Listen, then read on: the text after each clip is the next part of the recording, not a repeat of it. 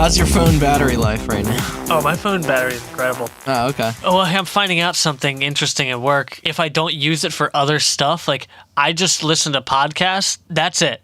I didn't check Facebook. I didn't use Discord. Didn't use Instagram. Nothing. I started in the morning with like 96% battery. When I left after listening to podcasts for 8 hours, I had 80% battery. Yeah. Yeah, it's using the screen that is like... Yeah, I was like, holy shit. Like, usually I leave work with like 20 left of me if I'm lucky. It's the screen and the data. So if you download the podcasts, then... I just stream them from work Wi-Fi, so I don't even have that issue. It's but funny. I also am on Discord and Facebook and Instagram, back and forth all fucking day long usually. You know? Well, it's usually your phone looking for data to pull notifications. I mean, I know. So stupid. Yeah. I know I've been vocal before about how like I'm not a big fan of mobile games, but like I have no idea how people play them. They completely drain your battery, like fully and completely. I have no idea how people do that all day. You leave your phone plugged in, and then when you gotta take a shit, you bring it in the bathroom and you play your mobile game for 5 minutes, and then the timer's reset, and then you go back to doing the rest of your life. John plays mobile games like 20 hours a day. He has to have some sort of like multiple external brick system. He gave me a spare like phone charger before, so that means he has so many that he could just afford to be like, here, just take this one. So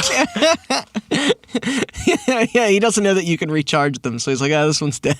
Yeah, he gets it once. Dude, it's $100 batteries. Only lasts like 6 hours. Whatever. Yeah. Are you guys playing anything? What are you guys playing? I'm playing a lot. I just beat Doom Eternal, which I know you're now in the middle of, Austin, and we're both currently playing Resident Evil 3. Yep. And I'm also in the middle of Ori. You mean the most divisive game in history? I love it. We were talking about this actually just before we started recording. Sorry, not to cut you off about Ori, because I feel like that game probably needs more attention, considering. No, it's fine. Cut me off. I think the Resident Evil 3 remake reception is kind of similar to Doom Eternal's, and that expectations this time around are now different because of how much people were blown away by both of those games' predecessors. Yeah. That makes sense. Yeah. Short rundown, RE3 is great. I love it. Yeah. I've very much enjoyed what I've played so far. Doom Eternal makes me want to punch a wall. It's still great. It's very hard. It is. I've heard it was hard, but I heard it was fucking good. Like, it's good, but it's hard. I'm just going to turn it down to easy. There's some directions. Come at me, audience. I don't care. I'm turning it down to easy. Ori is beautiful and also hard. And then I started playing Bleeding Edge as well. A little bit. Oh, yeah. How's that Battleborn game going?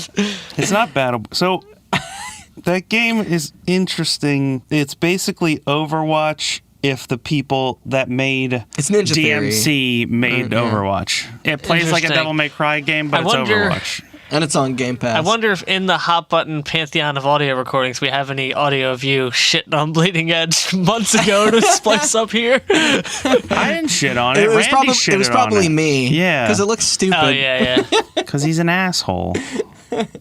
Well, yeah, we know that. That's why I expected him to shit on it. I was just... the way that game premiered looked very... contrived. I don't think any of us were that hot on it because we talked about it in the E3 episode. Yeah. I like Ninja Theory. Yeah, as the thing. I like that company Cut a lot. Off, so Jason, edit out Theory so my new text tone can be Austin saying I love Ninja, and then I can have that.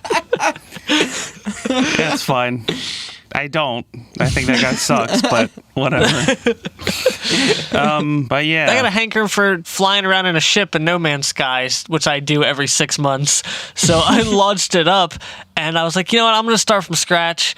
And I started from the beginning, and I think it's the best it's ever been. I think if anybody's out there can get it on sale right now, I think this is the game they wanted to drop. It's the best it's ever been for sure. I think people would really like it if we started from scratch right now.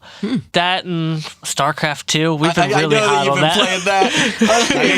What other games not from this decade have you been playing? Our quarantine multiplayer games have been, World War Z. Which was free on Epic. Yes. We've been playing By the way, come at me, our fans as well. fucking Epic Game Store. I have a full library. Haven't never spent a cent. Yeah, So, there you it's go. great. Yeah. We've been playing some Jackbox games here and Call there. of Duty Warzone? A lot of Call of Duty Warzone, which is awesome. Which is really good. It's really good. Yeah, I like it much more than It's probably the best battle royale. Yeah, and probably think. the most interesting thing that Call of Duty has done in a while. I it don't looks know. great. I was enjoying seeing you play a couple weeks back. Also free. Me, Jason, the engineer, our friend Dom, and our friend Mike. So I was like, what should I call him on the podcast? We were playing the Cycle last night for a while. Oh, yeah. You should let me know next time you're playing that, because I have it downloaded. For sure. Yeah. It's a lot of fun, and I was Yeah. playing a little bit back, like maybe 2 or 3 weeks ago. I played it when it's it a lot of first fun. came out. It is fun, but I never got to It's a play it little with choppy. people. I think Yeah. your computers will definitely be all right. I know me and Convo were having trouble a little bit. I think we both have 960s, so Yeah. that's... You were messing with Tabletop Simulator. Oh, yeah. a We're playing lot board the other games. day. I kicked my roommate's ass in Candyland on Tabletop Simulator. So let the record show that I am the best at Candyland, and that There you go. game is I- not I- and completely eels and predetermined.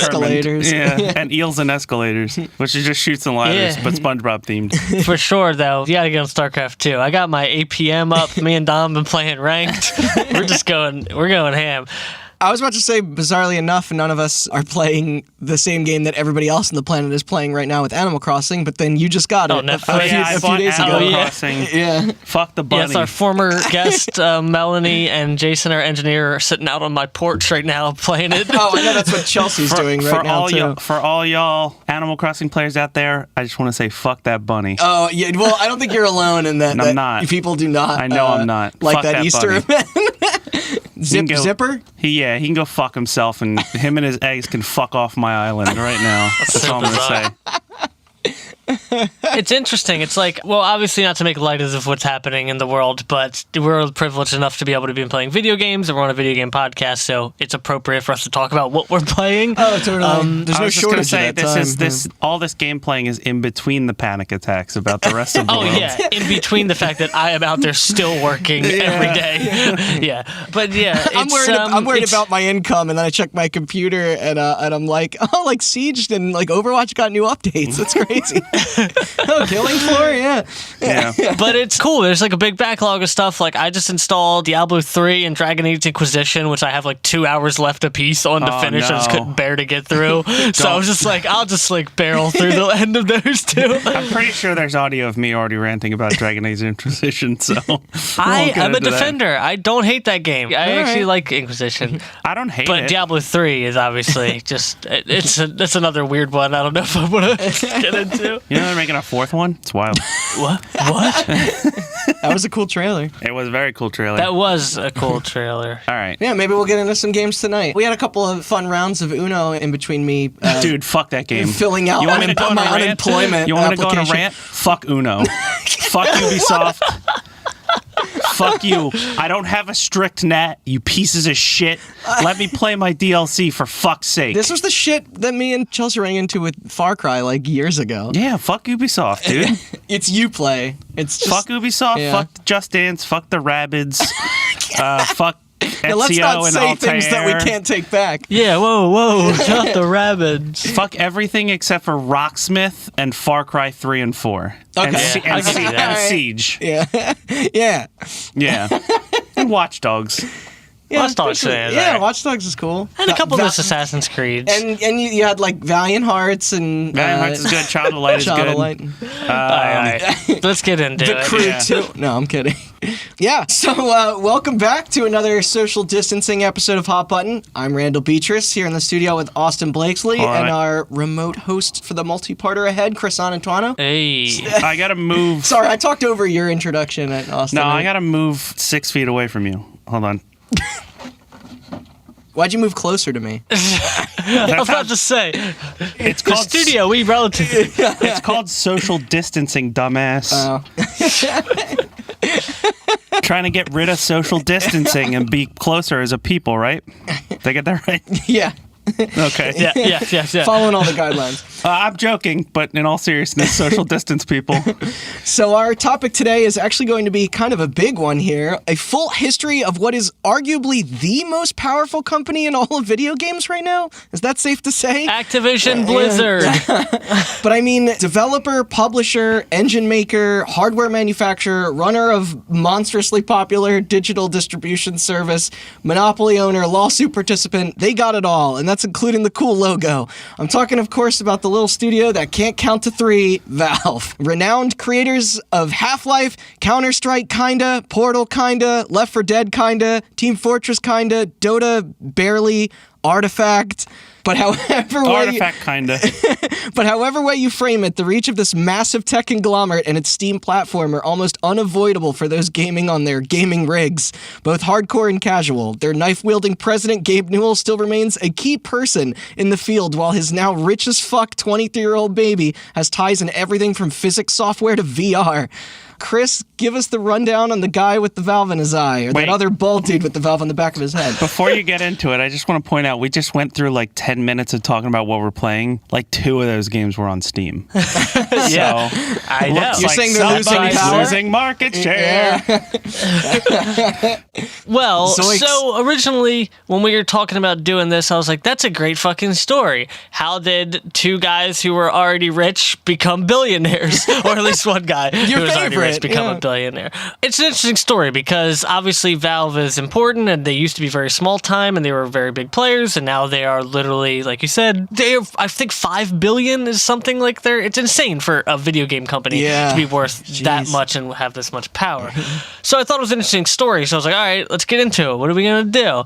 I was originally thinking 1 episode. I don't know why. I always do that. Like, oh, we'll do 1. I think every multi-parter from the beginning is always planned to be 1 at first. Yep. And then I was like, oh, wait, they created Half-Life. And then Half-Life 2, and then and then Steam, and all this stuff. So this may very well end up being 3 parts, as we talked about. And we'll split it up. I'm going to go chronologically. So we'll try to stay in as much order as possible. Cool. And maybe even split them up like we do with the Tetris, break it up, do a couple in between, and come back. Yeah. I think mostly because the beginning of their history is kind of stable, but towards the end they're in all sorts of fucking things like VR and Artifact and Steam box and all this shit. So maybe best reserved to keep all that goofy shit for its own self-contained. Oh, I can't wait to talk about my experiences with that. With the Steam machine? Yeah. So today, though, on episode 1, we're just going to do a little bit of history. Cool. So, And I do have to say that a lot of these games, by the way, that I named, like, I do have a lot of love for. and we will talk about them, probably not even in this episode. That's how much fucking stupid history this company No, that's has. fine, yeah. I will say that I had a plan to do sort of a multi-part series on games that came from mods. And I just named them all, didn't I? And then I looked at the list and was like, oh, it's all Valve plus like one other game. It is crazy to think how much their library is built on. Yeah, it's almost like they don't know how to make video games. We'll get there. Okay. All right. So, our story begins in 1983. The internet as we know it was beginning. The Famicom was released in Japan. Return of the Jedi was in theaters. Fraggle Rock. The final episode of MASH aired. Yeah, wasn't that longer than the Korean War actually was? It was. Yeah, And Stanislav Petrov saved the world from a nuclear war when he recognized that a bug in the Soviet early warning system was a false alarm and not an American attack which warranted retaliation. Thank you, Stanislav Petrov. Thank you. Not enough praise to that man. No, I believe there is a statue to him somewhere, but he deserves the praise, and he saved literally our entire species. More than a plaque on a park bench. Also, 1983, the world was just recovering from Pac-Man fever. It's true. As a reference to our last episode. Well, while all this stuff was happening, far from all those corporate cocaine and sex parties of the 80s, a 21-year-old Colorado-born man named Gabe Newell was about to make the best decision of his life. While in college, Newell went out to visit his brother in Washington State, And instead of enjoying the city, he found himself hanging out at his brother's job because his brother was too busy at work at his new software company job to do anything. Gabe spent so much time there distracting his brother, and then a man named Steve Ballmer, I don't know if that sounds familiar. Yeah, the owner of the Los Angeles Clippers. Yeah. Well, at the time, Steve Ballmer didn't own the Clippers. He said, well, if you're going to be spending all your time hanging out here, you need to do something useful. So, like all smart people who knew anything about computers in the 80s, Newell dropped out of Harvard and then went to work at that little up-and-coming software company. Do you want to know what it was?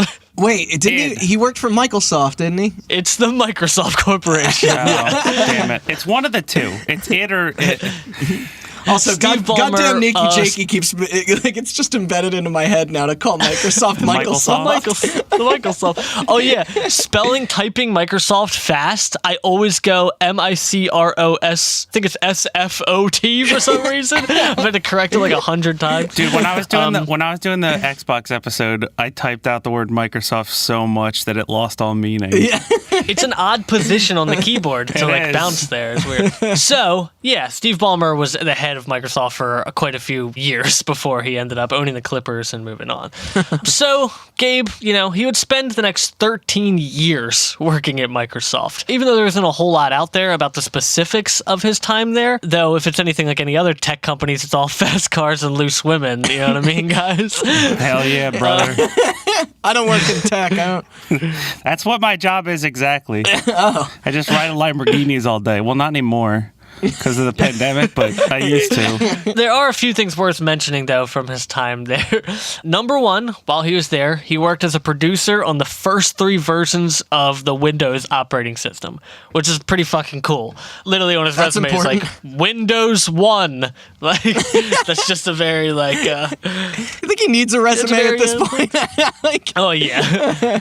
So, the second and more arguably important one, in 1987, a few years after Newell started at Microsoft, a programmer from Dynamix, a developer best known for its Red Baron flight simulator game, which I kind of remember hearing about back in the day. Like the Snoopy thing? No. So that programmer joined the operating system team, and that programmer's name was Mike Harrington, who a lot of people probably don't really know. Yeah, well, which is interesting. I know you'll get into this, I'm sure, but he bounced kind of early out of the Valve family, didn't he? But Mike Harrington is incredibly important to the history of both Half-Life and this company as a whole. I'm real curious what his role is, I never super knew. Yeah. So my last and most important, in my opinion, of things that happened while Gabe was working at Microsoft is Doom 95. So apparently at the time Microsoft was moving towards Windows 95. There was a bunch of chatter that Windows wasn't a good gaming platform. This is in 1995. There's some shade getting thrown. We did talk about this a little bit in the DirectX part of the Xbox. Oh, yeah. If games for Windows was any indication, I don't think they really did a little much better in the future. But they got Windows, it now. Yeah, they got it now. Yeah. So at the time, Doom had a shareware that was just released, and Gabe had installed it on his laptop, and he forced everyone around the Microsoft office to play it, saying, quote, "Look at what PC games can do. This is a lot better than your NES system or your Sega system." He's so fucking old. Yeah, system after that. In 95, even then that guy was getting involved in the console wars, dude. Fuck him. Yeah. He was so excited about that fucking Doom shareware that he called up John Carmack, who's the co-founder of famed id Software, the developer of Doom and also Wolfenstein and Quake, and kind of a pillar of gaming development history in general. I'd like to point out, too, that all 3 of those games had console ports by, 95. As well. Yes. Yeah. Ever heard of the Sega 32X? Version of Doom? Asshole. That's a bad version of Doom. Come on, dude. Gaben, get your shit Somehow together. in my research, the Nintendo 64 CD drive came up a bunch, and I was like, what a weird... Yeah. I would love to do an episode on the disc drive. It Doom never came out here. Rules. Yeah. Just gonna say that. Doom 64, dope. I want to play the remaster. I have the original. Yeah. Do you really? Yeah. Oh, nice. Cool. I don't remember what it was, but there was a web archive of video of the original shareware that was out that I found. At first I was like, wait, can I play this? And I was like, oh, it's just a video, damn it. I think most people probably hate Doom 64. Yeah, fuck them. That was my exposure to Doom because I didn't have a good computer. I had that red SNES cartridge. That was... Well, yeah, Doom 95 was my Super exposure Scope. way back, and fucking my brother had it. Yeah. So, Gabe told Carmack, I will port Doom to Windows for free. That's how excited he was about this. He said, and he went about assembling a team of engineers to do so. Whoa, a Doom port? Sorry. And all of this resulted in Doom 95. So we have Gabe and a team of people to thank for Doom 95 because he was so hype about it, he ported it to Windows. Was he also the Columbine responsible shooter's favorite for porting it to my toaster? Or was that somebody on YouTube? I was... No, he did report it to your smart fridge, though. Sorry, he ported it to the smart fridge. Okay, cool. The new Steam machine is a fridge. It's about time. So a few years earlier, another Microsoft employee by the name of Michael Abrash or Abrash, I'm not sure, we'll just say Abrash because that sounds right. He had left the company, Microsoft, to go work for id Software as well, developing code for their now upcoming game called Quake, set to be released in 1996. Quake. Sometime, yes, which I've never played Quake. I know of Quake, I recognize Trent it. Reznor composed the score and did the voice of the main character. Yes, he did. Oh, actually, yeah, sorry. I guess the Quake ports did not happen when I said before, because that was a little later. First Quake I played was Quake 4. Is that a good one? Quake 4 is not a good game. No? All right. Quake 3 in the Dreamcast. That's... Yeah. Sorry, Chris. So, no, it's okay. This is the whole point. So, sometime later, Abrash and John Carmack told Gabe and his pal Mike Harrington, you guys should think about getting into game development yourselves. They had that contact with him because of Doom 95 and all that stuff. Yeah. So, in the summer of 1996, they were invited to id Studio, where the two men, Newell and Harrington, tossed around a few ideas with John Carmack, who then said, quote, great. Here's the source code to Quake. Go build a game. And that's what I sent to you the other day when I was like, well, that's all we need for the development story. And thus Call of Duty was born. Yeah, oh my God, yeah. So apparently Abrash was one of the few who thought anything would come of this. Most of the id staff were either not interested or they were not confident that two guys with no industry experience who had lived the office life developing operating systems and productivity software would get anything done. Plus, they were too busy making fucking Daikatana. Well, no, Daikatana's a little bit later. No, I thought that was around that era. Oh, no, that was like 2000. Never mind. But it was in development for a long time, yes. I think, yeah. Oh, no, it was, because it comes up when it's still in the 90s. Oh, man. So, doesn't matter though. Even without the experience, that same summer, Gabe Newell and Mike Harrington both left Microsoft after 13 and 9 years respectively and set off on their own. Damn. And on August 24th, 1996, on Newell's wedding day, they signed the business license and Valve LLC was founded. Hey. Which is on your wedding day. He's just like signing a business license. Wait, what? Really? Yeah. It was on Gabe's wedding day. They signed the business license. He's married? Did you find Yes, that more? he is married. Yeah. I didn't know that. I thought it's to his knives. I don't know if he's still married, but he was in 1996. There's gonna be a lot of knife jokes. Yeah, he chopped her up into little pieces and hit her in the walls. Whoa, Jesus. Whoa, Jesus. hey, whoa. I'm kidding. He's not. Gabe Newell's not like a murdering psychopath. He just likes knives. Yeah. He's a hobbyist. Well, enthusiast of sharp objects. I don't know. yeah, exactly. So, what would our little upstart do for their first project? Something low stakes, dip their toes into the development waters a little bit, set out to make a B game, not an A game? Well, here's a quote from Michael Abrash. The model for starting a company, and I think Gabe and Mike followed, and Carmack would tell you this in a second, is to just ship something. End quote. Okay. Mike Harrington would agree. Often new companies that try to come out of the gate too big end up getting stuck behind the curve, being too late to release, or outright going bankrupt. Abrash again, quote, if a company sets out to do a killer game, it gets stuck behind the curve and ends up being too late with the product, which generally turns out to be a B game or worse anyway. So, did Valve listen? Or did they go for a massively ambitious, narratively and technologically genre-defining 3D shooter? Yeah, they just shipped something, dude. It just so happened to be one of the best first-person shooters ever created. Completely made by accident, really. Yeah. Oh, yeah. Well, we'll soon find out that they didn't just ship something, as the rest of their history will show you. Yeah, unlike last year with Artifact. Yeah. So, at this point, we're going to do a little heist movie scene when the boys gather the team. In this case, instead of gathering a team of explosive experts, ninjas, and getaway drivers who just missed getting molested by a Southern congressman, our team is full of nerds and logistical things you need to make a video game. Was that a Kevin Spacey Baby Driver reference? That was, thank you. Okay. I applaud you, sir. So let's start with I wish we could watch that movie with the same magic that we did when it came out. Yeah, it had such a short time of not being repulsive. I know. That doesn't. I'm glad I got in there. I'm glad. Yeah, me too. They should just Yeah. deep fake somebody else in there and just re-release it the worked movie. for Christopher Plummer for that one movie that he got Yeah, like an right. Oscar for. I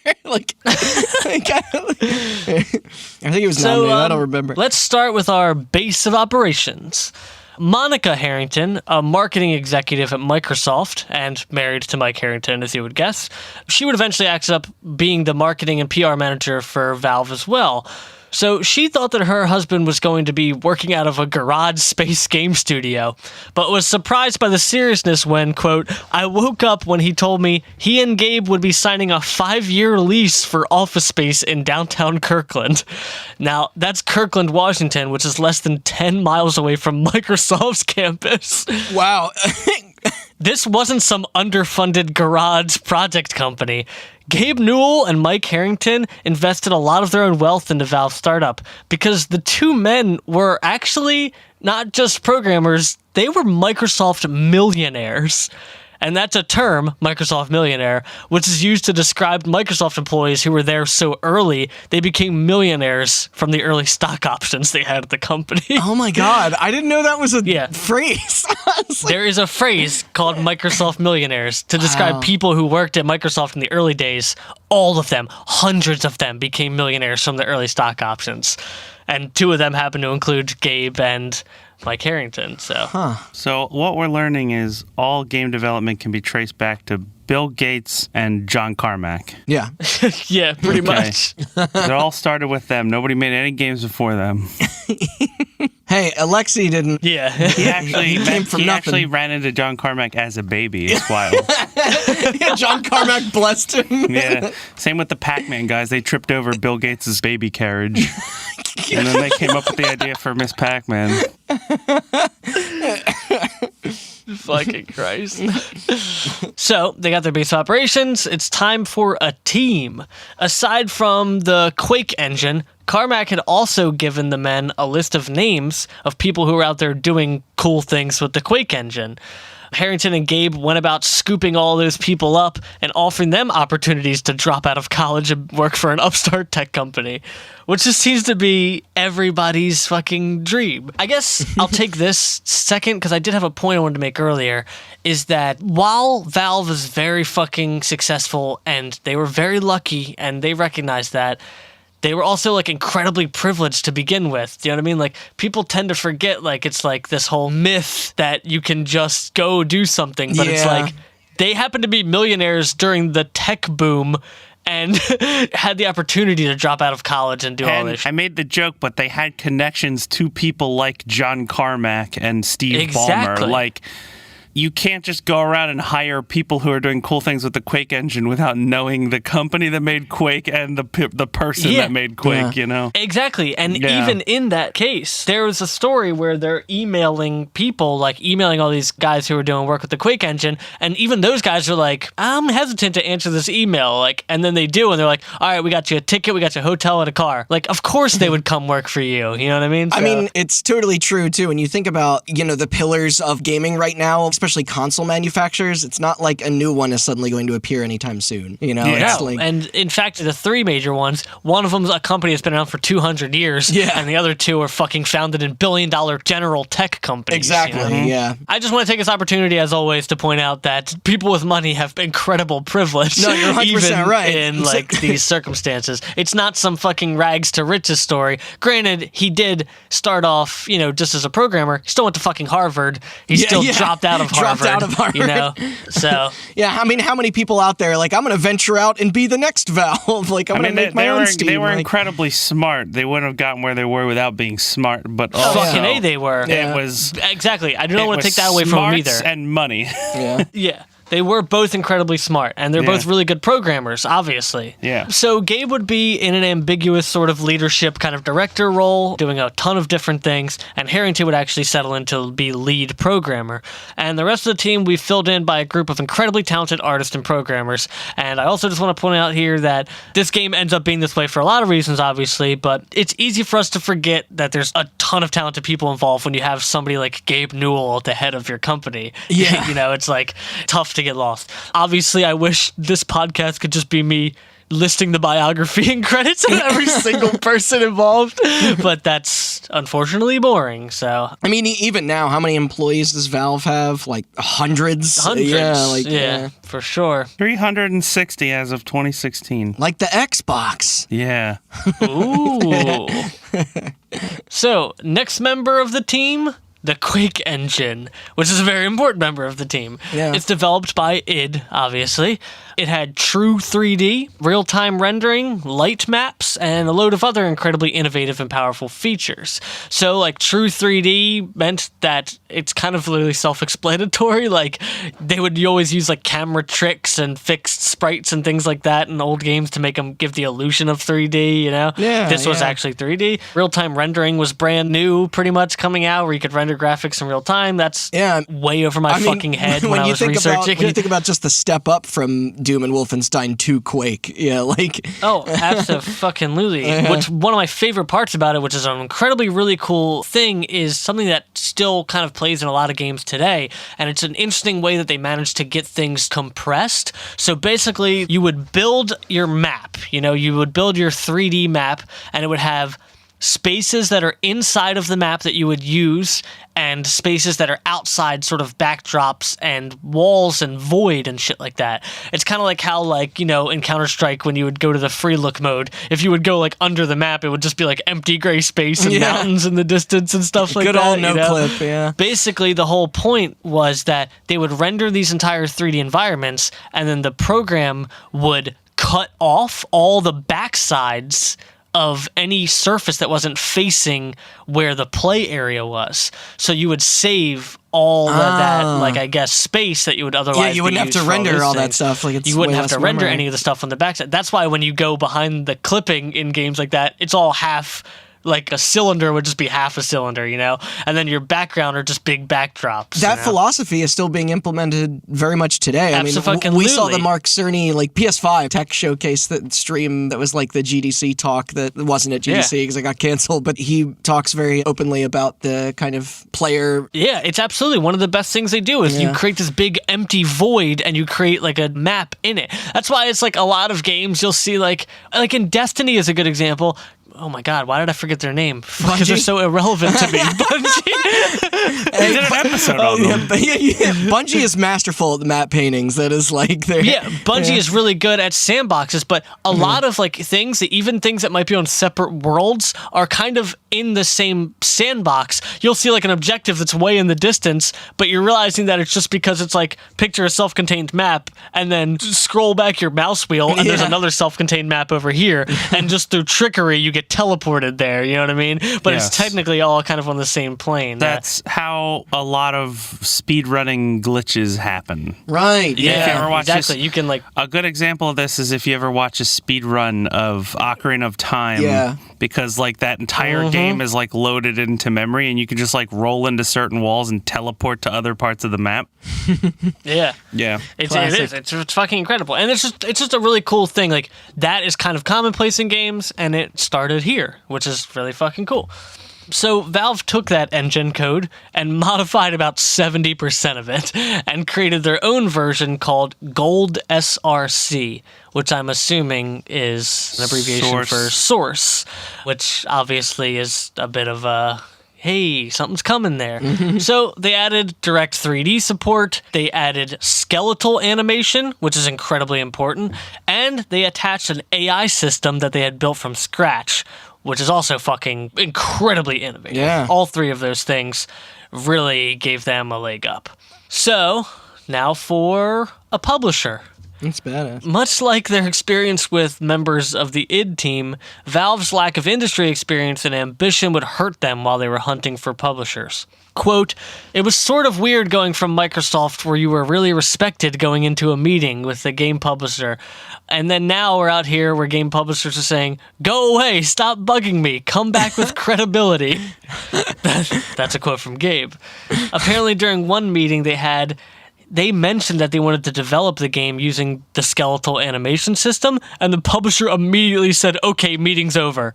Wow. And then kicked them out. Now, when you say publisher, are you referring to who I think you are? Because I always forget that yes. Okay, so I always forget that the first release of Half-Life was published by them, because like that is not what they're normally known for in the industry. Oh, no. Yeah. And these quotes I'm talking about are from other publishers. They kind of shopped around all over the place. You know what I mean? They were really looking. These are the people that turned them down. Also, that turned it down. Yeah. Just to tell people how important the Quake engine is, not to go back to it, but all of its games and all of Call of Duty is built on the Quake 2 and Quake 3 engine. Until last year, right? Like 2019 is that the first Call of Duty that? No, they've been saying for years, they're like, we're not using the Quake engine anymore, but they still are.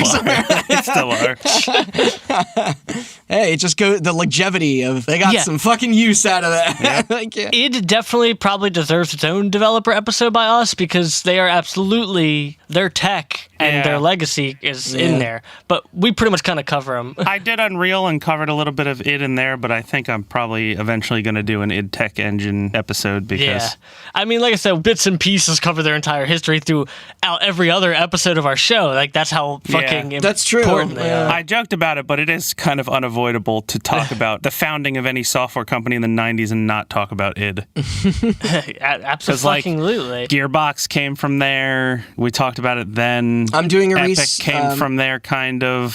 Valve came from there. I'm doing research on an episode right now that is like intersects with that. Like, It's impossible not to. So, with that scene. So aside from people telling them to come back with credibility or saying, okay, meeting's over when their ideas are too ambitious, Gabe said, it turns out that most of them thought we were on crack. He literally said that. That's what these publishers thought.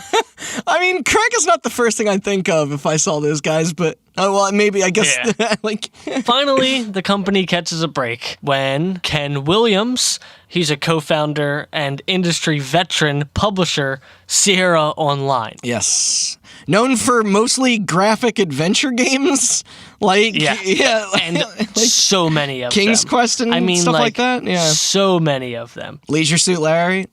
He calls them in for a meeting, and this is from Ken Williams. Quote, I had been aggressively looking for some product in the Quake genre. That's what it was called at the time. The Quake genre. Before the first-person shooter was, or arena shooter was. Even though it had pretty much a monopoly on FPSs for the first 10 years. Have you ever heard of Duke Nukem? Nuke Dukem. So I had been aggressive. For the coming weeks, by the way. Yeah. I had been aggressively looking for some sort of product in the Quake genre. I was looking at licensing one of the 3D shooter engines and was negotiating with id and some others. Now, this aggression probably comes from the fact that Sierra had missed out on purchasing id in the 90s. Apparently, a deal fell apart over some upfront cash that Sierra didn't want to pay. Wow. But they almost owned fucking id. I wonder how much that was for. Yeah. This is another quote from Ken Williams. I did like Doom, but I saw it as a one-trick pony. By the time I decided we wanted to be into the genre, we were too far behind. With 2020 hindsight, I blew it when I had the chance to buy it, and I didn't. Well, that isn't one reason. And then another is that Sierra had lost some of its creative clout through the 90s by churning out those fucking adventure games like you were talking about, like a goddamn assembly line. I mean, seriously, go look at the fucking list on Wikipedia. It's just scrolling of all those fucking garbage games. Oh, yeah, there were a lot. Yeah, King's Quest, Police Quest, whatever. Yeah. So Sierra was really hoping that Valve would help them get some of their creative clout back and get those fires going again. Whoa, Phantasmagoria, man. Sorry, continue. So, Apparently, on the day of the meeting, well, not apparently, this happened. It's history. Such a rare occurrence happened. It snowed in Seattle, and apparently that shut the city down. And the team was like, no, we're fucking going to this meeting. So they went to the meeting, and they were greeted by Ken Williams, who was the only person in the entire fucking building who came to work. Yeah. It's like snow in the South. Like, they lose their minds. About 30 minutes into the meeting, Williams was hooked, and Valve landed their publisher. Hey, that worked out. Yeah. I mean, if you showed me Half-Life, I'd be pretty sold in like a half-hour time period. Base, check. Team, check. Tech, check. Publisher, check. Time for a game itself. What about its narrative and its style? So they knew they wanted to scare people like Doom. That was one of the first things. They cited Doom over and over again as being a major influence, but I feel like Doom was kind of everybody's influence if you were making an FPS. That's very true, but I think you just mean like specifically with their horror DNA. Yes, exactly. But Gabe saw an inspiration from some other places too. For starters, an episode of the show Outer Limits by the title of The Borderland. Now, let me just read you this quote from the episode. Austin just gave it. What's that? Borderlands. Oh, yeah. It's called Borderland. This is a quote from the wiki description for that episode of Outer Limits. The storyline involves a team of scientists who use an incredibly strong magnetic field to open a door to another dimension. So the Mist. Well, what was the other inspiration? Stargate. Stephen King's novella, The Mist. Hey! All right. In which monsters from a creepy fog siege a bunch of people in a grocery store. In The Mist, the fog comes from a military base, which is home to something called the Arrowhead Project. Yes. Yeah. This became the inspiration for Valve's project, working title, Quiver. So now they have a working title. Okay. Got it. Yeah. I can't fucking believe how many times I've played Half-Life and have seen that movie and read that novel that I never made the connection before that they might have had some like shared like ideas. Me either. Yeah. No, I'm serious. Same. So as far as how the game played, Gabe believed that shooters were going down a path where the focus was leaning towards graphics, narrow gameplay, and desire for big shooty guns over story. Was that specifically a jab at Duke Nukem or what? Like, I don't know. I think it was almost a Quake jab because one of his quotes in there is like, people were like, I don't want stories. I want a rocket launcher that shoots faster. And like, part of me is like, cool, I do like stories in games too, but it's like almost kind of like, I hate when people are like, it's like games are turning out like this. And it's like, shut up and just play a different game. It's like they can coexist. Like, yes, Quake was at heart an action game, but it was much more like multiplayer focused and like also had a faster pace. Also, like look at the irony of gaming history where everything dipped into these massive open world storytellings and now everybody's like, I just want a 4-hour game. Yeah. Not to mention he's taking inspiration from a game that has a gun that's an abbreviation for big fucking gun. Yes, exactly. But no, like it's like Half-Life is a very like narrative driven thing, especially when you compare it to other first person shooters of that era. Especially of that era. Absolutely, but it's still a shooter. Like there are still like big set pieces and shootouts and explosions. I mean, that's a dumb way to say what he said, but I feel what he's getting at. Yeah. You think about shooters of the early 2000s that sounds like Halo. That sounds like what somebody that made System Shock would say, you know, like, or Deus Ex, not who made Half-Life. Like, sure. Yeah, but like it's sort of bridging the gap between Quake and an immersive sim like a Deus Ex or something. That's true. Yeah. I mean, think about it. The first 20 minutes of Half-Life, nothing happens. Exactly. Like, It's similar to it's very similar to Halo. Yeah, that's true. Except one's better, and it's Halo. I knew you were gonna fucking do that.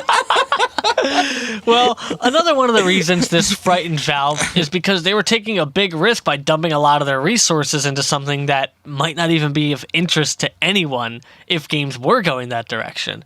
They moved forward anyway with a release date goal of November 1997 to compete with the release of Quake 2. And they finally chose a name that would reflect the project's themes and a symbol to go along with that. Lambda. They chose the Greek letter lambda, yes, which in mathematics represents the decay constant in the Half-Life equation.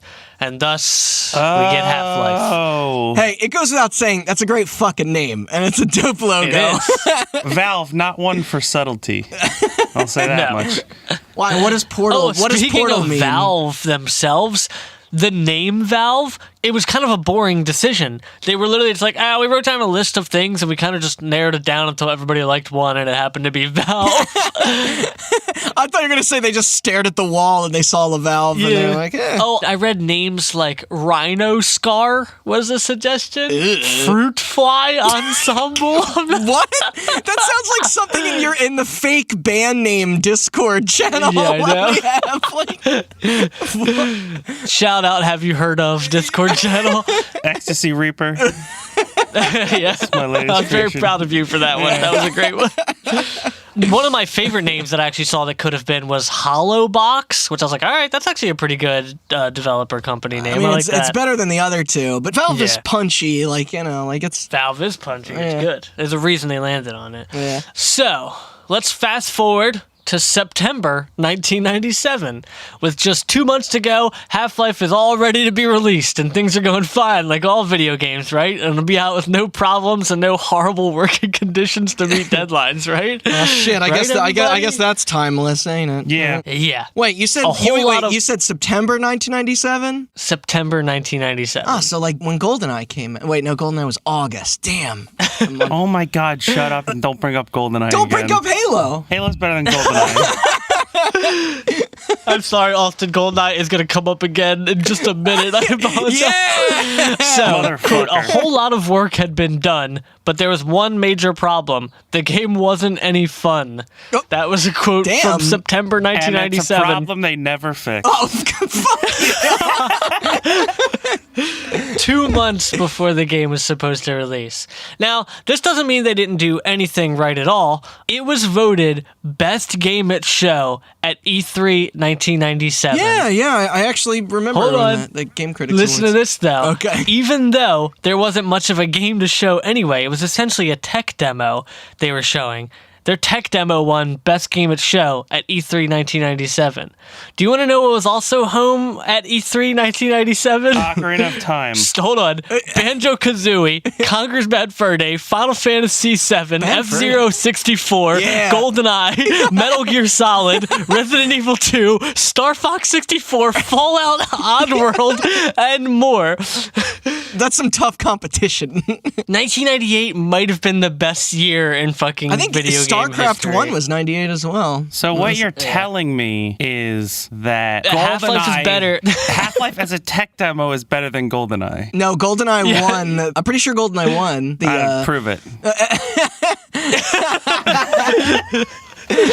Well, hey, but I thought initially at E3 you could bring a tech demo, get now you have to have it playable, right? Yeah. Yeah. Oh no, in 1990. Well, yeah, it's because the most stacked lineup of all time lost to a tech demo of Half-Life. That's So why. it's 1998, 2004, 2007, and 2013 Yes. would be my years of choice. I agree.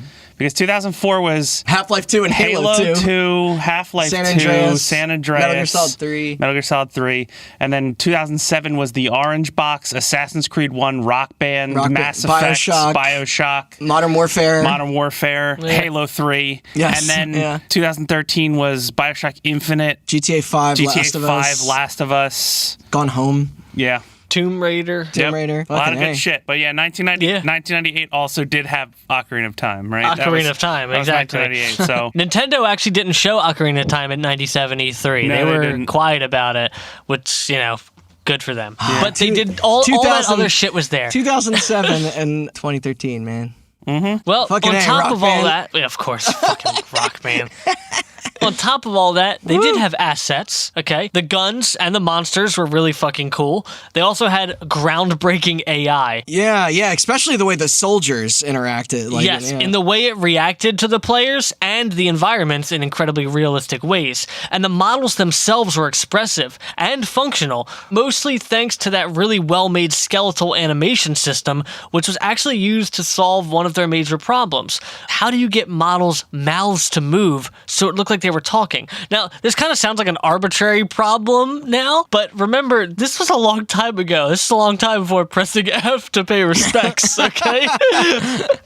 This tech that they sort of developed for that is still being used to this day. Absolutely. Even in the world of like mocap, if you're ever wondering how games like Mass Effect or Dragon Age or any of those giant RPGs that have people talking, like they can't animate the mouths for hundreds of hours of dialogue. So long. So they came up with a system, and I think this is based somewhat on Half-Life, but other games use it too, where it like processes the syllables in what is being said and then flaps their mouth accordingly. I mean, it's funny you mentioned that because the thing that really blew me away about Half-Life, and I'm sure a lot of people at the time, was the fact that that game didn't have cutscenes. It just was like everything was happening around you while you had free movement and control. Like it was, we'll actually go into that a wild. little bit more because that's something that they kind of pioneered. Yeah, so called immersive storytelling. Yeah. Oh, by the way, real quick, GoldenEye won the Academy of Arts and Sciences first Game of the Year award. What do they? What do they know? What do they know? Sorry, it was not the E3 award. Yeah, that was the one that the Half-Life Yeah. tech demo won, but GoldenEye won that one. Yeah, with the Academy of Arts and Sciences. I don't trust them. Yeah. What won the Oscar that year? Because that's another Academy. In 1998? I don't know. Was that the year fucking... Is that the year awful. Shakespeare in Love beat Saving Private Ryan? Yeah, Because that so was a fuck load off. of horseshit. That might have been 99. I don't remember. So yeah, they basically used their animated skeletal system to use bones and create a jaw system in the head of the actual fucking models, and that was used with how they were like talk. That was used to make them talk. Cool. It's fucking incredible. And you're right. Yeah. They use like nodes to see how the lips and shit's moving nowadays, and they translate it with that syllable system, like you were Yeah. saying. But like this is absolutely like the pioneers. That is, they already had their skeletal bone system, which allowed their players to move. And granted, if you look at Half-Life now, you're like, this is the dumbest blocky shit ever. But like at the time, the way they moved was like, holy shit, this is fucking mind blowing. And to have them move their mouths to talk was even more fucking crazy. We're talking pre-2000 here, and this is still fucking happening. Yeah. Used once again by Halo. Yeah. It was a collection of innovative and creative things, but there was nothing there to hold them together. But because of that showing at E3, Half-Life was getting like a shitload of buzz. It was about to be like the next big thing. Apparently pre-orders were in the hundreds of fucking thousands. By the way, I think we might have mentioned it on a previous... and maybe it was the voice actor one, where, Austin, you brought up like what was one of the first games you remember with like a lot of voice acting, and with me, it probably was Half-Life. Yeah, I didn't play Half-Life till after I played a lot of other games, so. Right. Yeah. I played it when Half-Life 2 came out, and I never finished it because the graphics were just atrocious. Hey, they weren't when I Gearbox remade it on the PS2 that we talked about on our previous two-parter. Yeah, because it had Randy co-op. Pitchford. Well, that was a separate campaign. You fucking Mark. That was a whole different thing. Lose your friends and play games by yourself like a real gamer. God damn it. Also, Chris, I got to say the idea of a bunch of people pre-ordering a physical PC game, like I had to. It's incredible. Yeah, that's kind of wild to think about.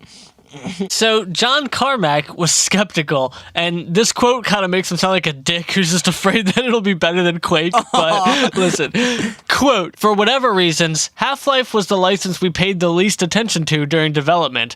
The early showings and screenshots never really got us very excited. Sounds like someone's a just little like- jealous. That's the game It about. does sound like it, because those screenshots, everybody in the industry was like, this looks fucking cool. I thought it looked dope. I saw one of those alien scientist dudes. I was all about it. That's a game development version of negging. Yeah. Yeah. So, though, in order to make that holiday goal that was originally set, and now being looked forward to in a big way by publisher Sierra, by all those pre-orders, I bet Sierra had a lot riding on that. Yeah, well, they had a lot riding on this. Yeah. They had already started moving the wheels on the PR machine, and they would be delivering something they weren't confident in. They had cover stories for Half-Life. Oh, yeah. I had like EGM and maybe GamePro had cover stories of Half-Life. Sierra rolled out the team for it. Totally. Dude. That money was This was definitely going to bring them like- back, you know? Yeah. Oh, Sierra. So by the end of 1997, they had a hard decision to make. And it was risky. It would strain their relationship with the publisher, and it would risk the company itself, since there's every salary that was paid came right from Gabe and Mike's personal bank accounts. The ultimate video game. They decided it would be best to scrap almost everything and start over by meticulously reassembling the pieces they had into the game they wanted to make. Wait, really? Half-Life, yeah. Half-Life was totally almost thrown away completely, and they started over just after, I'd say, August, September area What? of 1997. I knew it was delayed into 98. I didn't know they were like, fuck all this. And like, It what? just goes to show, in order to make a phenomenal history-making first-person shooter, you can't start the campaign until at least 6 months before it's supposed to come out. Because this lines up very well with our Halo episode. Yeah, I was going to say, the same thing happened there, too. Yeah. It's just tech demos for 3 years, and then you just crunch on the campaign. Right? And that's literally what happened. I'm not even fucking kidding. Yeah, I know. There's a quote by Michael Abrash that I didn't put in here, but I read that he's saying something like, pretty much Valve spent the first year learning how to make a game and the second year making it, you know? Wow. So they created what is referred to all over as a cabal. I kept reading the Half-Life cabal, the Valve cabal. Like from Mortal Kombat? Damn it, we both made the same joke. No, like the cabal, a group of people. By the way, I wrote Animated Skeletal System down, new band name. I'm excited to see your Photoshop. Yeah. So basically, the Cabal was a rotating 6-person team made up of engineers, animators, writers, level designers, and then, of course, also Gabe and Harrington. Yeah, it's crazy to me to think that level design in Half-Life came that much later, because the pacing and structure of that game is so monumental in its success. Oh, yeah. They would spend 6 hours a day, 4 days a week in meetings, and they would go through every single thing about the game. They started off by taking a month. They were like, all right, here's this group of people. You're doing this for a month. Everybody else don't do anything else. They took everything they had, put it all into one single level, and then they played that level. Damn, man. Apparently, it ended up being, quote, Die Hard meets Evil Dead. I'm into that. If there's one way I would describe Half-Life, it's that. Yeah. Ken Birdwell, who was one of the guys who masterfully engineered that original skeletal system and the moving mouth thing, I keep seeing him referred to as a genius all over the place. This dude was like pretty much a programming fucking mastermind. Yeah, great name too. Yeah, Ken Birdwell, yeah. He's the one who said Die Hard meets Evil Dead. Yeah. And this was to set the tone for all of the level design in the game going forward. They were focusing on 3 specific things. 1, experiential density. What? Which I'll let Ken describe himself. Okay. Quote, our goal was that once active, the player never had to wait long before the next stimulus, be it monster, special effect, plot point, action sequence, and so on. It's a nerd way of saying pacing. Okay. Yes. Stuff to do. Yeah. Why complicated? Because they're nerds, dude. All right. It's experiential density. It's like literally what I said. I'm going to stop saying pacing and start saying experiential 90 density. seconds ago, but are you? Yeah. Okay. Which, of I course... can't wait till the next movie we see together. This movie has terrible experiential density. Which, of course, all of that was meticulously refined to match the tone and the plot direction even further. You know what I mean? Like, hell yeah. They spent time figuring out all that stuff. Second, player acknowledgement. You following this one, Randy? You following this one?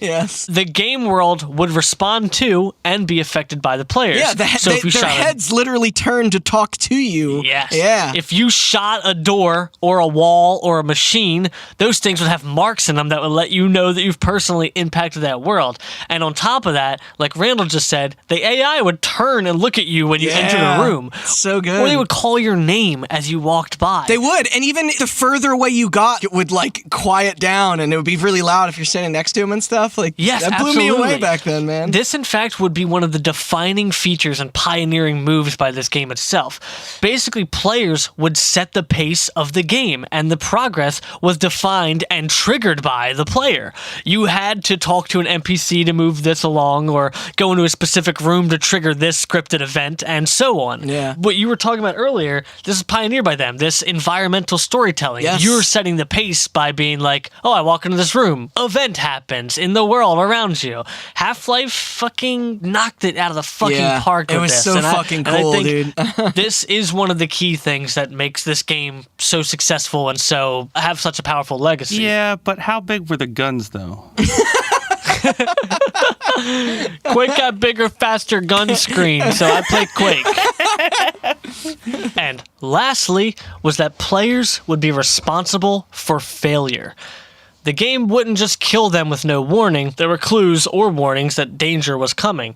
The idea here is that if players were continually killed by the game, they would grow to dislike the game. However, if the players felt that they had tried and in turn failed and had made a mistake resulting in their death, they would recognize it as their own fault and try and move forward trying to be better and trying to beat the game. I mean, there was a lot of cool signals with sound as well, like, you know, the HEV suit and stuff. I love the sound effects and design in that game. It was a good way to know that you were dying or fucking up. A little bit of Destiny's design philosophy was like, dangle the fucking carrot on the stick, and they were very open about that. Like, this, I get kind of like the same kind of vibe, like a whole, like, they're trying to be like, all right, we want you to keep playing the game. We don't want the game to beat you. We want you to beat the game. So it's like, if you die, it's your fault. It's not because the game just killed you really quick, you know? Right, yeah. So, good way to foreshadow that stuff. Yeah. Pushing forward with this philosophy in mind, the development actually started progressing pretty well.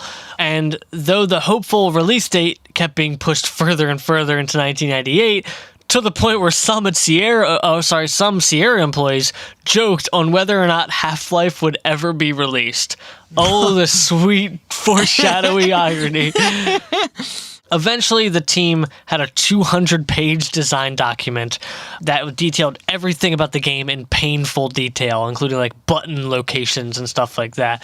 And it was accompanied by a 30-page narrative outline that they had hired science fiction writer Mark Laidlaw, who I had never heard of. Maybe some of our listeners are familiar with him. I am familiar with Mark Laidlaw, but that's only because of Half-Life.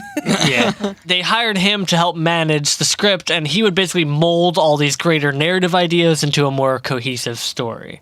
So, we'll go fast forward a little bit to E3 1998, and Half-Life was a big success there. The buzz was back on, and everyone was excited to get their hands on this game. They had a real true demo this time, not just a tech demo, and I played things that are demo. moving forward. Yeah. But this means not good news for everybody. What usually comes after E3 for games at this time is crunch time, if you're talking about holiday releases. This is kind of like a deadly historical cycle in video games, period. E3 releases, crunch time for holiday release to capitalize on the E3 buzz. And Valve is no stranger to this, especially not now. They're not free of that fucking just awful thing about the industry we love so much. Valve would first have to make a special version of the game made to ship with hardware developers, graphics cards. Do you remember when people put decent games with graphics cards? I mean, what comes out now? No, they still do all right with I will that. have you know that our friend bought a graphics card recently, and it came with Ghost Recon Breakpoint. So, all right, perfect. Never mind. I thought they were giving RE3 away with some graphics cards. They are, yeah. Yeah. Break. Well, they're not giving anything away with graphics cards now. Yeah. So they would basically build a special version of the game called Half-Life Day 1. It included the first fifth of the game. Wow, I can't believe that concept has existed in this industry for that long. Yeah, I know. Wait, Day did one. that game take place over 5 days? No, I don't think so. Wait, what is that a reference to? Because it's called Half-Life Day 1. It's 1/5 of the game. Oh, yeah. Sorry, bad joke. Continue. It wasn't meant to be for public consumption, but obviously if you've ever heard of the internet, you'll know that wasn't going to last for long. Never heard of it. Could you explain it, please? Yeah, so basically it's like a network of computers networking to each other's networks, internetwork, you know what I mean? Like, that's... I'm following So anyway... That'll never take off. Mark my words. Then pornography. well, now I'm right, never listening. mind. Yeah. Then, I'm behind then it again. Bitcoin. Back out of it. All right, so basically it spread across the internet, and the general consensus was that this was one of the best fucking 3D games ever made. You remember what John Carmack said earlier? Like, we weren't really excited. I'm not looking I forward want to to hear it. his quote now. John Carmack said, quote, "Most of the Texas game development community was stunned by the final Half-Life demo. There has never been a game demo that got as big a reaction at id as the Half-Life OEM version. All right, We well, had some doubts, but it looks like Valve's plan worked." At least he was a good sport about it at the end, yeah. He wasn't like, I never said that before. Yeah. id's other founder, Kevin Cloud, he said, quote, "From art to design to programming, Half-Life is the best produced and most intelligently designed 3D game I have ever played. If games are a combination of programming, art, and design, then Half-Life is a great balance of all three. It defies the prevalent notion that storyline and interactive environments are the antithesis of gaming action." So, Damn, pretty man. fucking cool, yeah. Yeah. Good review. Yeah. No doubt everyone was excited. But the game was still a month out from release, and if you know anything about games or what we talked about earlier, you know that the amount of work ahead that was still to be done to meet that November date was a lot. Right, yeah. Side story time, because I forgot to put this in when I was writing, and I was like going through my sources at the end, and I was like, fuck, I forgot about this. Apparently, a few months before the game was shipped, they lost the entire compiled game and all of its backups. Yeah, something called maybe you can explain it to me, Austin. I couldn't find it. I found one thing, it's a VSS. Do you know what that is? It was some sort of terminology for some sort of like network or system, I believe. But apparently that failed, and they lost all of their backups, all of the compiled game, everything. Apparently they reassembled the game from fragmented versions across several different employees' computers. So the original game files don't actually exist in the final game. It's just this reworked version. Yeah, that's just fucking nuts. Yeah. So, sometime later, as the development was finally winding down and people were being released from their 24-hour work days and wondering what to do with themselves now they had woken up from some crunch coma, they wandered back to their significant others and homes, all while Jan Bernier, I believe, a software engineer, and Mike Harrington were still hard at work trying to iron out one last bug, which was an issue preventing the multiplayer games from functioning properly. Apparently, it was pretty detrimental. Now, I'm going to quote this little GameSpot article because I think it expresses soberly, whoever wrote this, just how much crunch can hurt people. It's pretty great. Yeah. Quote, "Harrington now has a beard, which has slowly developed over the week as he's worked nonstop on finishing the game. On the wall opposite the windows, there's a whiteboard that lists days to ship, and they're all marked off. Valve was supposed to be done with its game on Monday. It's now Thursday, and the pressure on Harrington to finish is enormous." So it's no fun. And unfortunately still very much relevant. Like you said, yeah. Oh, absolutely. I mean, we don't have to talk about it, but one of our obviously favorite darling developers just is fucking catching a lot of heat for this shit. Yeah. You know? Naughty Dog is what I'm referring to. Apparently that bug on the multiplayer was a one-line fix. And apparently the bug was solved and the game was sent out. Yeah, welcome to software development where you spend weeks and weeks looking through thousands and thousands of lines of code and you find out that you spelled something wrong or left out a semicolon. God, this sounds miserable. Why do you do this? I hate it. Yep. So, at its 4 p.m. daily meeting, Valve gathered everyone to announce that the game had indeed gone gold, which means it was finished and ready for production. Apparently, gone gold is popularized because writable discs used to be a majority gold colored, so they used to call it going gold when your game was ready to be produced. Yeah. You know, when we bought PC accurate. games on discs. Do you remember that? Yep. We were having a conversation recently about the last... Oh, it was Chris, I think it was when I was talking to you about StarCraft 2. Yeah. That was the last physical PC game I bought in 2011, I think. The first one. The last physical Terran, PC like, game I Sons of Liberty. received, I didn't buy it, but I got Fallout New Vegas for my birthday one year, and I had the physical PC copy. That was like the last time I ever had a physical PC game. The last physical PC game that I bought was Anthem, and I bought 5 copies of it. Wait, I haven't opened the one that I got in the yeah, fucking... nobody has except me because I'm an idiot. The white elephant. Wait, Hey, they're reworking it ground up, boys. They are, yeah. Hang so on to your I'll be copies. grandfathered in. Yeah. I thought it was just a code in there. I didn't know there was a disc. Oh, no, yeah, there's no disc. The last one I got that had a disc was The Division, the first Division. Oh, yeah. So, Which is hilarious because it's a service game, so yeah, I was that going to disc say. is useless now. Was Siege a disc? I didn't get Siege physical. Oh, it's a friend of ours that did. Yeah. I've got plenty of console games physical, Oh, obviously. no, me too. but- I still buy physical Siege was console a games. disc. Siege was a disc. I just find it funny with PC games because most PC builds now don't even have a disk drive. Like, mine doesn't. Mine doesn't. I have an external that I use to burn. I don't. No? You don't have a disk drive on your PC, Austin? No, why would I want one? I'm now thinking, like, I'm trying to look over my tower. My tower's turned around. I don't know if I have one. I don't think have I one. might. I don't remember. have like a USB disk They're drive that I will useless for use. everything except for burning CDs, which is why you have your external one. You're right. That's true. I have 600 super fast USB ports, but I don't know if I have. So you can burn your mixes for all your friends like a mixtape. Yeah. Which is weird because you're into cassettes. You feel like you'd make cassette mixtapes. I do make cassette mixtapes. Oh wow, you're such a fucking loser. Why do you think why do you think I haven't made a CD in a long time? Because you're a fucking hipster. That just means I'm with it, dude. All right, so the event. Now it means it didn't used to mean poser. I'm actually Fucking stupid. I'm actually burning all my favorite songs onto a wax cylinder for all my friends. So You're not gonna have a player piano card, like a punch like ticket thing. I actually had a friend scream them all into a glass tube, and then the sound vibrated a microphone, and then I converted that to MIDI. And then Listen, cassettes are fucking dope. Get over it. Vinyl's cool too. CDs or whatever. I don't really care about CDs. all right, so this event was a bit solemn, though it wasn't totally devoid of excitement. Everyone was just kind of tired, but they were all very relieved that all their hard work was about to go out into the real world. Gabe Newell picked up a crowbar and swung it at a head crab piñata, sending it flying across the room. And Mike Harrington came next. Is that the picture Yeah, that's you the posted? picture I sent you earlier. oh man, that's got to be in the thumbnail. Yeah. I want a yeah. head crab pinata for my next birthday. They literally had a real crowbar, mind you. That's why in the picture the piñata is like flying across the fucking screen. Because it's a piñata being hit by a giant metal crowbar. Fucking awesome.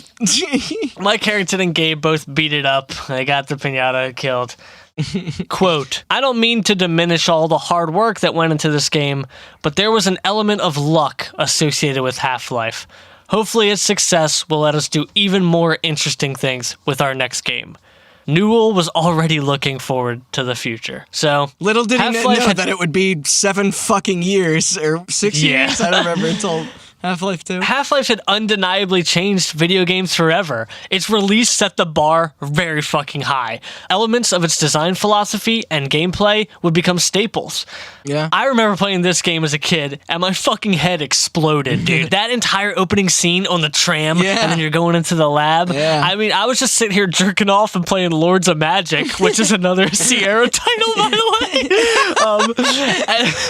And then all of a sudden, I was playing a first-person shooter game that had story being told in like this unique cinematic way that I had never fucking seen before. It was funny. Like Half-Life and Metal Gear Solid were the same year, and they both had opening credits like a movie. Like it was just this directed cinematic thing. It like felt like a movie. Yeah, it was the fucking level wild. design was so immersive and reactive. The enemies were frightening. You'd go Yeah. into a room and a scientist would get ripped up by a tentacle, or you turn a corner looking for health, and all of a sudden you're getting sucked into the ceiling. Yeah. Oh, Like, God. or like where you're talking to a scientist from under a bathroom fucking stall. Like there are so many cool little fucking things in that game. Like Yeah. that just absolutely blew my mind. The immersiveness comes up over and over again. Granted, in retrospect, you're just like, oh, well, it's just gray walls and a couple of crates.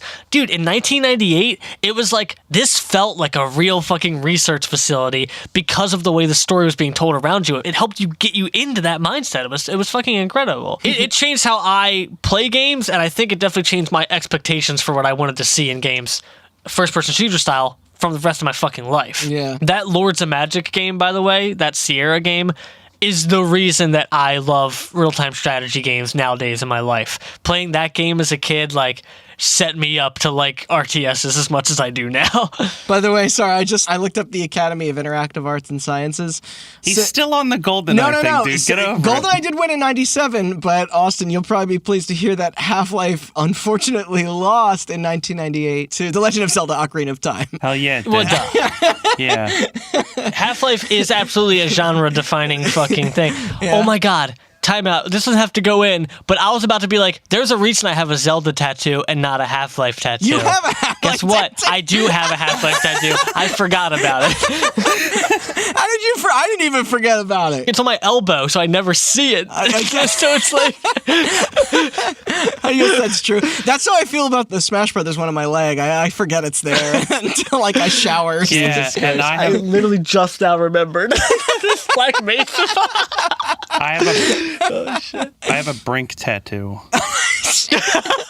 Remember that game? Yeah, but it's on your ass. Like that's, Yeah. Well, it goes perfectly with my Brink penis shaft tattoo I have. Never forget. Yeah. So, what was next for Valve? Well, for starters, expansions to Half-Life. Starting in 1999, Yes. Half-Life Opposing Force Yes. was created by now famed Gearbox Software. You know, Gearbox Software, they're known for making thumb drives full of pornography for magicians. They're famed for promising their employees bonuses based on game sales and then not delivering. Topical. I was also going to say, for more episodes on Gearbox and those Half-Life expansions, please listen to both episodes 41 and 42 of Hot Button. Yes. Especially so you can understand our pornography magicians references. Also, those expansions were fucking killer. Not Yes. to repeat myself from those episodes, but it's really neat to see like the different perspectives of that. Absolutely. that same, Gearbox like, would the also same make a events. second expansion, called Half-Life Blue Shift in 2003. And like Randall just said, the games will play from the perspective of different characters during the events of the first Half-Life game. You'd be a Marine in an opposing force and security guard Barney Calhoun in Blue Shift. Hell yeah. So it was I really love cool Barney. to see like the same story from a different fucking perspective. You are right. That is so fucking cool. Yeah. But most notably, next, Valve would begin a lifelong relationship with modders and small-time developers that few other video game companies would ever come close to, for better or for worse. Now, there were plenty of mods, games, and other programs built by the community using Gold Source, but there are a few that stand out. And there's one of them in particular that has a legacy that lasts to this day, perhaps growing to be even more well-known than Valve itself. And I, of course, mean Day of Defeat. You guys remember Day of Defeat? That's like the one fucking series I didn't name in the opener. I thought you were going to say Ricochet. Ricochet. Yeah, Ricochet's, I think, 2001 or something later. I played Day of Defeat. I don't think I've ever played Ricochet. I played Ricochet. How is it? Sucks. That's not bad. It's a game. It's a video game. So in 1999, while looking to expand his job prospect opportunities after college, Min Lee began working on a project for the Gold Source engine. Apparently, it wasn't out yet, so he spent a bunch of his time modeling characters, and then when Gold Source came out, he spent a month putting together this game with the help of his friend Jess Cliff. This game that he put together in a month was a mod called Half-Life Counter-Strike. Yeah. And this game, to nobody's surprise, was a gigantic fucking hit. The two men continued to update the game more and more until eventually Valve themselves approached them and said, hey, we'll buy the Counter-Strike intellectual property. We'll give you both jobs working for the company developing the game. They both took it on, obviously. And a little over a year after its creation, in November of 2000, once again with Sierra Publishing, Valve released the official Half-Life Counter-Strike game, which obviously has become Counter-Strike. If you want a legacy on how Counter-Strike and the modding community worked together, Austin suggested he's going to do an episode, but I highly suggest, I know I don't want to promote another shit, but it doesn't matter. I highly suggest watching No Clip's Half-Life documentary. I was literally just about to say that. That Irish bastard strikes again. Yeah. And the truth is, I was like, wait, No Clip did that documentary. And I was like, wait, he only talks about Half-Life for the first 20 minutes of the documentary. Most of the documentary is about the modding community and Counter-Strike. Yeah, the way they cover the story of development. the way he covers the story of Counter-Strike in that is very interesting. It is. Yeah. It's incredibly, incredibly interesting, which is cool because gives us opportunities to tell our stories. Yeah, no, absolutely. I highly suggest listening to that. It dives into the legacy of the modding community in general as well. It's fucking great documentary. Yeah. Definitely listen For to sure. it. And then in 2003, that same year that they came out with Blue Shift, Valve reincorporated... This is around the Source Engine era, right? Yes. Yeah. Valve incorporated again to become the Valve Corporation this time. Which is wild. I just looked it up. Yeah, you're totally... Yeah. It just says, Valve LLC, 1996 to 2003, and then Valve Corporation post that. I never just connected those dots in my head for some reason. They moved their offices to Bellevue, Washington. And that same year... How far away was that from Microsoft? Oh, what? Bellevue? I'm not sure. Yeah. That same year, in 2003, they would release Steam. And in the following year to come, they would release the new Source Engine. They would release Half-Life 2. Then it would be followed by a string of zombies, portals, lawsuits, and unfinished stories. My favorite. But we're going to save all that for Valve... History, development, whatever, part 2. Part 2. Oh, wait. So Steam comes from a valve. I get it. When you asked about the guy with the valve in his eye, their old school, big logo, that was just, they were just, hired an artist, and he just made that, and they're like, oh, cool. Oh, and really? that's it. There's no interesting story yet. Wow. That's not a photograph of somebody who works there, and then they Nope. It may be, but I don't think it is. I think it's just an artist rendering. What about the guy with the valve on the back of his head? That's the same guy. I don't think it's not the same guy. The other guy's bald. Yeah. Oh, yeah, no. But then he turned around. Remember when he turned around? That was wild, dude. Yeah. Well, I will say that Yeah. bassy guitar intro. This is a awesome. yeah. I'm gonna make that Valve Steam joke again next time. Okay. Well, we'll be on the lookout Just for so it. everybody knows. Yeah. It's gonna be just as funny. In part 2, we're going to cover Half-Life 2, which not as cool as the upstarty Half-Life 1, but it's way awful, and there's a lot of delays, obviously, and there's lawsuits involved. I was going to say, you say this is where all the legal shit also comes in. Yeah. We'll cover Steam, which, if you haven't heard of Steam, there's not really much to its history other than they had no clue they were creating the most fucking insane monopoly ever until, obviously, recently. Yeah. And we'll go through all the other little companies they scooped up, like Turtle Rock, and we'll talk about the Orange Box, and we'll go into a lot of other stuff. So no, I'm excited. That'll be for part 2. It's very cool to have this trip down memory lane, but also to just have direct experience with every project you're talking about. I've played so much of all of this shit. Play Artifact? No. Sorry. And then in Call part yourself 3, a Valve fan. yeah. Depending on how long, a couple of the other histories take, I'm about halfway, I'd say, through that one. Cool. Maybe we'll put it in, but if not, we'll have a part 3 where we'll wrap up, the VR stuff they've done, which is incredible. We can talk about Artifact and Steam Box and the controller and all that absolutely. shit, so. The best controller anybody has Hold ever on, made. I gotta play a sound real quick. It's such a good... gets me. That's beautiful. Well, that's it. Yeah, all All right. right, dope. Austin, you want to do your closers? What are they?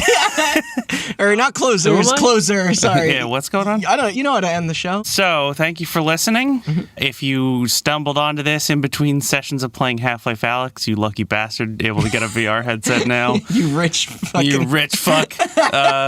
I'm talking to you, Asshole. Andrew.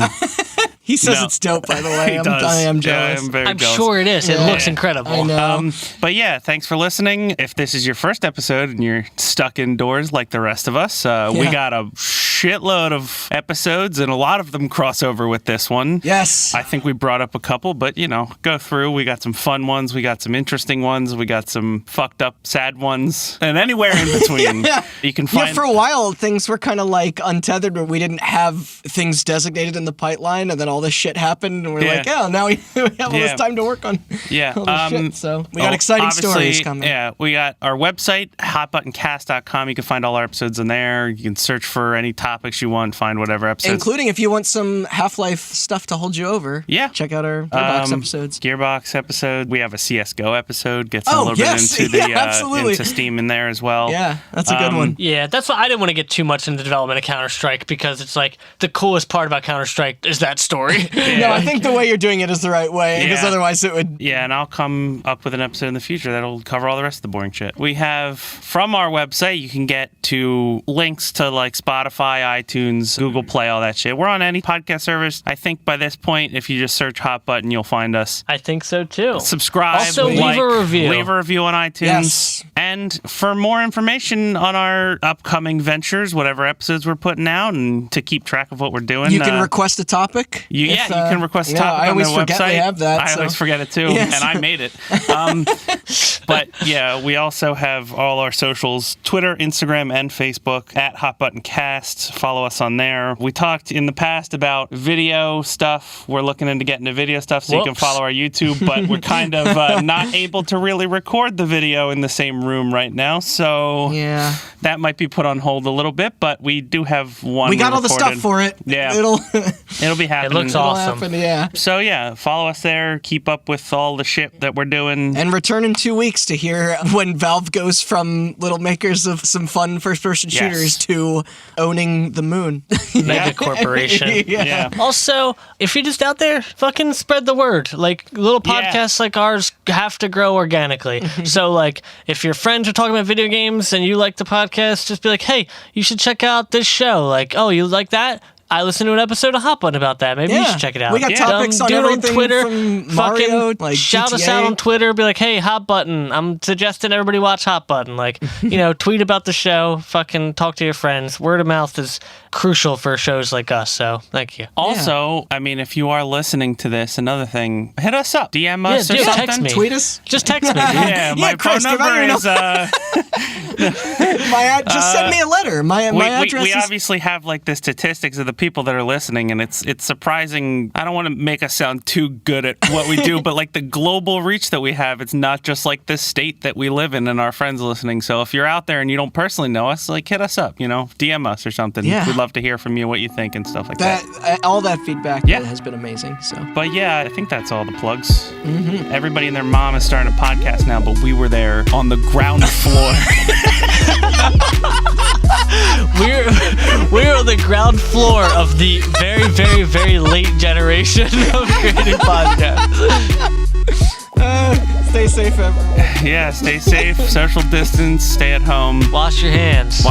Be careful. Drink beer. Download Discord, hang out with your friends. Don't go crazy. Listen to our podcast. For Discord right now. And we will see you all in 2 weeks with the continued history of Valve. Bye.